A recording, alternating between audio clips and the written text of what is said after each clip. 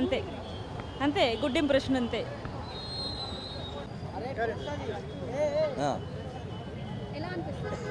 Pushpa 2 cinema India వైడ్గా box ఆఫీస్ని షేక్ చేయబోతుంది.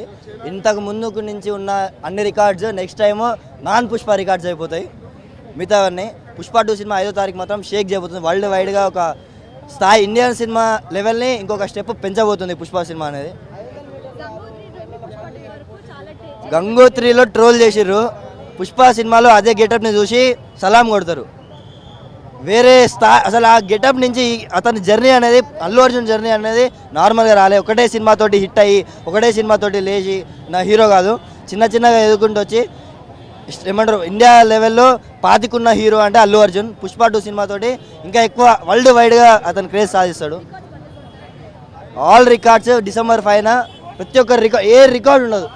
బాహుబలి రికార్డు అన్ని పోతాయి. నెక్స్ట్ నాన్ పుష్ప రికార్డ్స్ వస్తాయి. ప్రతి ఒక్క రికార్డులో నాన్ పుష్ప రికార్డ్స్ వస్తాయి. ఇప్పుడు ఇంతకు ముందుకు నాన్ బాహుబలి రికార్డ్స్ అన్నారు, ఇప్పుడు నాన్ పుష్ప 2 రికార్డ్స్ వస్తాయి ప్రతి ఒక్కటి.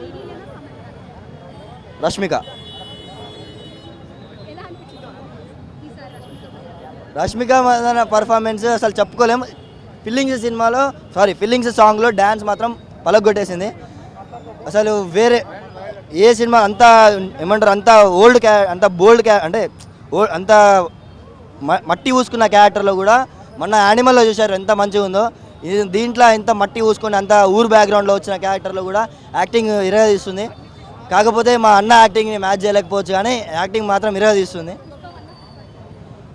పుష్ప 1 ఫైర్ అయితే పుష్ప 2 వైల్డ్ ఫైర్. మాస్ జాతర పుష్ప 2లో చూడబోతున్నారు మీరు. యాజ్ ఏ ఫ్యాన్గా అందరూ రండి సినిమాకి, అందరూ థియేటర్స్కి వచ్చి సినిమా చూడండి. సినిమా బాగుంది, చాలా బాగుంది, పగిలిపోతుంది. అందరూ ఆదరించండి. మన TFI ఇంకో స్టాండర్డ్స్కి వెళ్ళిపోతుంది. ఇండియాని రూల్ చేయబోతున్నాం మనం.